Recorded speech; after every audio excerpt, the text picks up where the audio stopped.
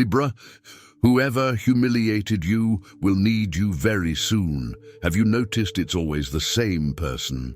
The one who disappeared without explanation, the one who treats you like an option, the one who pretended not to see you. It's exactly that person who sooner or later sends a message out of the blue, comments on something accidentally, and reappears asking how you are. You've probably thought it's a coincidence, or that maybe you're hard to forget. It's nothing like that. There's a force that Libra carries without realizing it, similar to the tide, similar to gravity, that makes the world around it become accustomed to a certain balance and crumble slowly when that balance is gone. People don't come back by chance, and by the end of this video, something you've always felt but never been able to explain about yourself will finally make sense. Have you ever noticed that it's always the same people? The ones who disappeared without explanation, the ones who treated you like an option, the ones who pretended not to see you when they passed you on the street. It's exactly these people who sooner or later come back, not with an apology, not with clarity. They come back with some random message, a seemingly innocent comment, a sudden desire to know how you are, and you're left there trying to understand. Is this a coincidence, or is there some law governing this movement? It's no coincidence, and it's not about you being too special to be forgotten, as motivational videos love to repeat. It's something else, more silent, more physical almost. Think of the tide. It recedes every day. It moves away from the sand, leaving everything exposed. It seems to have gone away forever. But it always comes back, not because I miss the beach, not because it decided in a moment of reflection that it was wrong to move away. It comes back because there is a force that doesn't depend on its will. There is a gravity pulling it back. Libra is that gravity, not in the poetic sense of people love Libra. In the literal sense of emotional physics, Libra unconsciously creates a point of equilibrium around which others organize themselves. When someone lives near a Libra for long enough, that person's emotional system adjusts to their presence without them noticing. They get used to having a place there where things make sense, where tension decreases, where they don't need to over-explain themselves to be understood.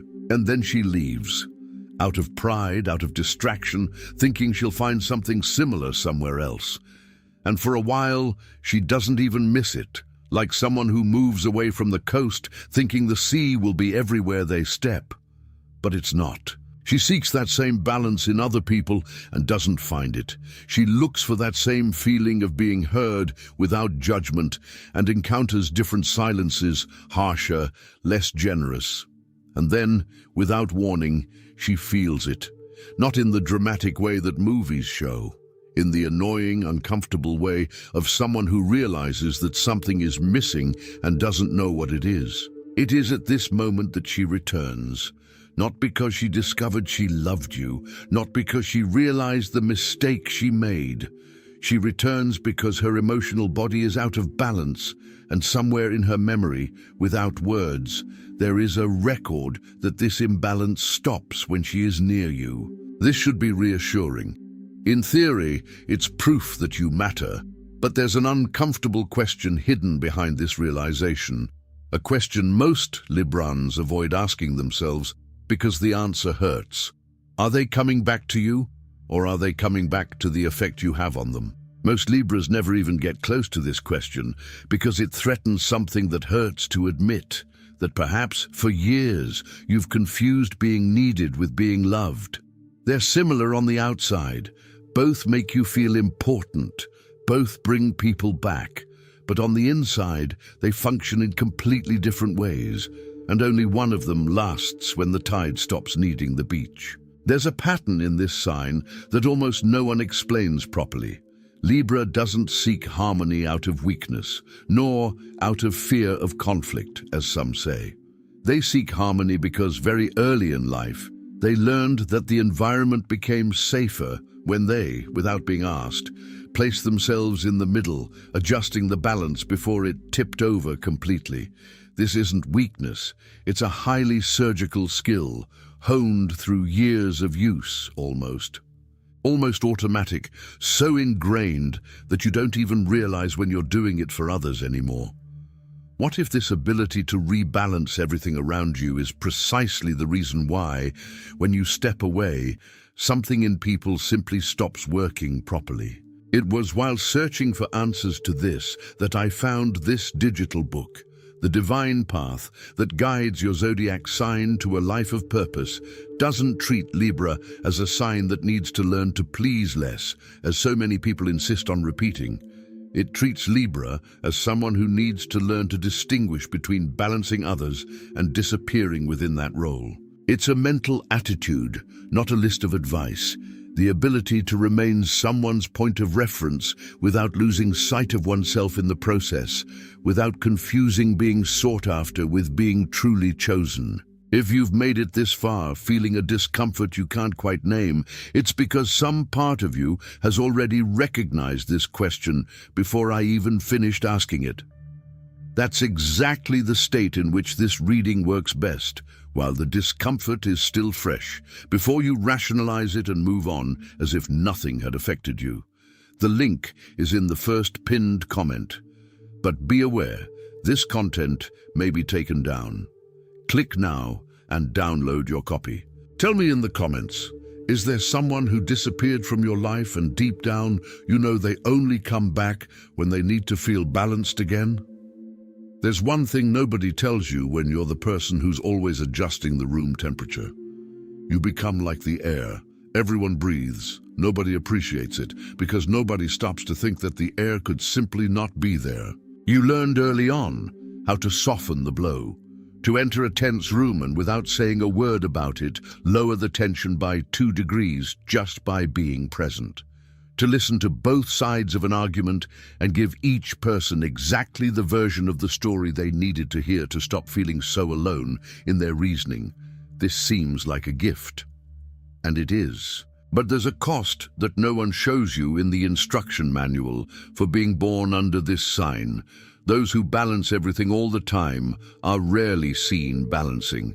They are seen as someone easy, calm, drama-free, as if the absence of chaos were natural and not an invisible job you do all the time, silently, without anyone noticing the effort behind it. And when you, exhausted, decide to stop doing that work, even if only for a while, even if only to breathe, people don't notice what you were doing.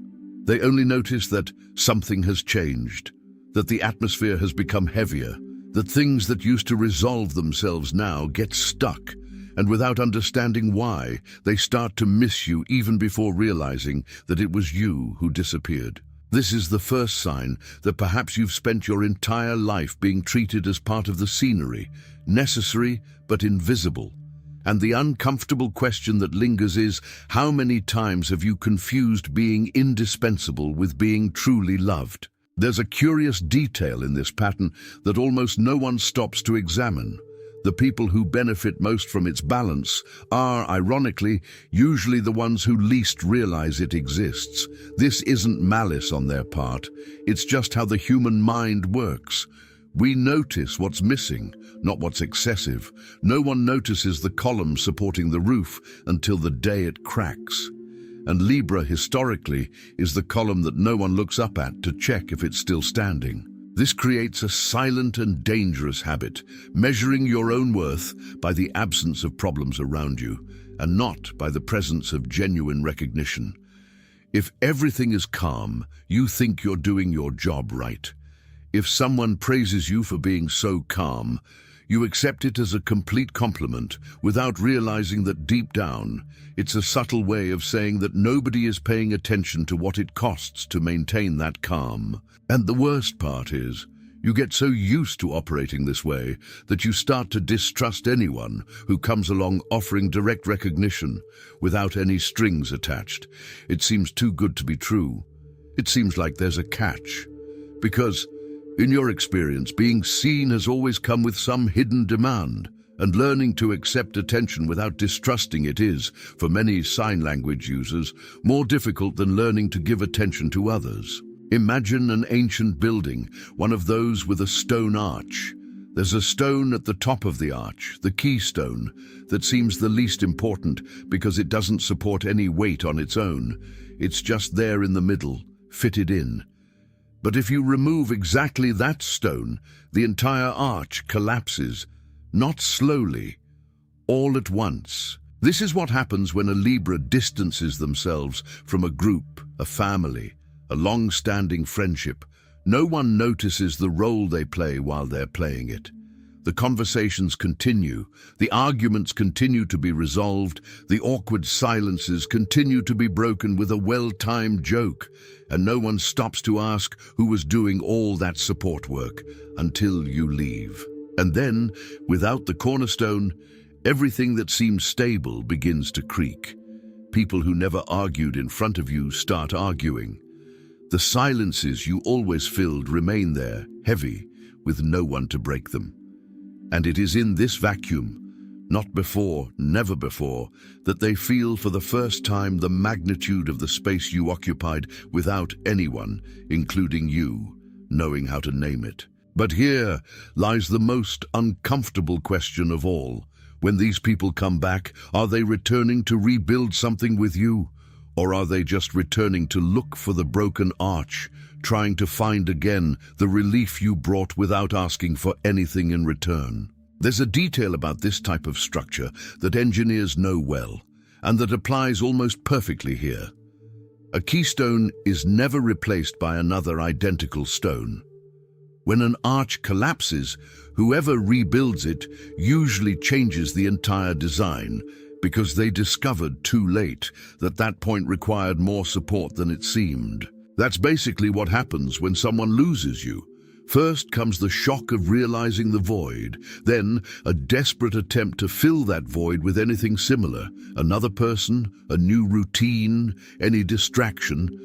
And only much later, if you're lucky, comes the real understanding that only you filled that specific space in that specific way.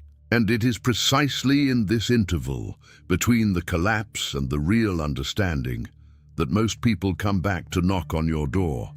Not because they have already processed what they lost, but because, in the midst of the chaos, your name is the first memory of a time when things didn't fall apart. This doesn't mean they don't feel anything genuine for you. Many do. But it means that the urgency of returning almost always comes before clarity about the reason for it, and it's up to you to decide whether you will fill that space again before knowing for sure what is truly being asked. If anything in that image of the arch resonated with you, it's probably because you felt that silent collapse more than once, and it was always you who put the pieces back together, even when you were exhausted. The divine path that guides your zodiac, sign towards a life of purpose, exists precisely for Libras who have already understood this, that maintaining the balance of others without ever being supported in return has a price, and that recognizing one's own worth is not vanity, it's emotional survival. The link is in the first pinned comment. The last copies are running out. Click now and begin your journey toward the clarity and genius you deserve. There's a huge difference between missing someone and missing what someone did for you, but that difference is almost impossible to perceive from within the feeling itself. Think about winter. When the cold sets in, everyone misses the sun, but nobody misses the sun because they love the sun. They miss it because their body is cold, and the sun solves that. That's exactly how most people miss you. They don't miss you, your story, your quirks, the specific way you laugh, or how you stay silent when you're processing something. They're cold, and you, historically, have always been the sun. This doesn't make you any less special. On the contrary, it makes you rare enough to fulfill a role that practically no one else can fulfill in the same way. But it also means that not every return is about love. Some returns are about need disguised as longing, about someone who felt the emptiness you left and concluded, without much reflection, that the solution was to return to the warmth again. The question that separates those who grow from those who continue to hurt themselves with the same pattern is simple to state and extremely difficult to answer. How do you know if that person came back because they discovered your worth, or just because they felt cold again and remembered where the sun was? There's a subtle clue that most people ignore because they're too eager to get back together. Pay attention not to what the person says when they return, but to what they ask. Someone who returns out of true love usually asks how you are, what has changed in you, how you felt during the time you were apart. Someone who returns out of need disguised as longing usually asks, directly or indirectly, if you're still available the way you were before. If the sun still warms you the same way without demanding anything in return this time either. It's not an exact science and nobody gets it right all the time, but there's a noticeable difference between genuine curiosity about who you've become and a disguised urgency to regain the comfort you once offered. The first builds something new. The second merely reinstalls the old pattern with a slightly different guise and the same old imbalance hidden beneath the momentary relief of things going back to normal. Perhaps the hardest question a Libra can ask themselves is this: how many times have I opened the door again for someone who just wanted to get some warmth and called that a second chance? That's why the divine path that guides your zodiac sign towards a life of purpose doesn't talk about forgiving everyone who knocks on your door again. It talks about developing the discernment that Libra usually uses to balance others and never uses to protect their own energy. Learning the difference between genuine warmth and cold, disguised as longing, is, perhaps, the most important turning point in your emotional life. The link is in the first pinned comment. Reopening a door is not the same as welcoming someone. This is something no one teaches you, and Libra, of all the signs, is the slowest to learn. Because opening the door is almost automatic, it's a reflex. It's the standard response of someone who has spent their whole life believing that rejecting someone is always worse than getting hurt again. But there's a quiet, hard-to-date moment when that logic needs to change. Not because you've become cold or insensitive. Quite the opposite, because you've finally understood that your presence has weight, that the balance you offer isn't infinite or free, and that continuing to distribute it to those who only show up when they need something is the most polite way to gradually fade away. Learning to choose who stays in your orbit instead of letting any external gravitational force decide that for you is probably the quietest and most powerful turning point in a Libra's life. There's no dramatic scene, no heartbreak speech. There's just one day when for the first time someone knocks on the door asking to come back, and you calmly, without any guilt, realize that you can simply say no. And that's precisely where the original question is resolved. Not because you've discovered why people come back, but because you've stopped needing the answer to decide what to do with them. This changes something structural in the way you live. Before, each return was a small emotional test. You'd get the person back and spend the following weeks anxiously watching to see if this time would be different, if this time the bond would last, if this time you wouldn't feel used again as soon as their difficult phase passed. This consumes a gigantic amount of energy, and the worst part is that it consumes exactly the energy you should be saving for yourself. When you learn to choose, that test disappears, not because you've become cold, but because you've stopped outsourcing your peace to depend on the behavior of someone who has already proven once that they only show up when they need something. You remain kind. You continue to be that place of calm that so many people seek. Only now that place has a locked door, and only you decide who gets the key, not out of resentment, but out of respect for your own time, your own energy, your own history. Choosing who stays isn't about closing your heart. It's about stopping treating your energy as a limited resource that anyone can use whenever they want. In the end, perhaps the most beautiful truth about Libra isn't that people always come back. It's that Libra never needed to chase after anyone to be remembered. There's a kind of force that doesn't impose itself, doesn't announce itself, doesn't need to prove anything. It simply exists, constant, like the tide, like gravity, like that which sustains an entire arc without asking for applause for it. Those born under this sign spend their lives feeling the need to explain themselves, adjust, become lighter, easier, more convenient for others. And in truth, they never needed to. The beauty of Libra has never been in pleasing everyone. It has always been in this rare ability to create, without apparent effort, a place where chaos slows down. People will keep coming back. Some out of genuine love, others simply for the warmth you radiate without asking for anything in return. And wisdom, with time, isn't about ceasing to feel any gravity. It's about learning to recognize, with serenity, which of these returns deserves to stay. Perhaps this is the quietest and hardest part to accept about being born under this sign. You will never stop pulling people back, because that's not a choice, it's nature. The tide doesn't decide to stop existing, but you can decide what to do with those who arrive on the shore after being pulled back, whether you make space, observe from afar, or let them pass. And it is precisely in this choice, made calmly and without guilt, that the most complete and free version of who you have always been resides.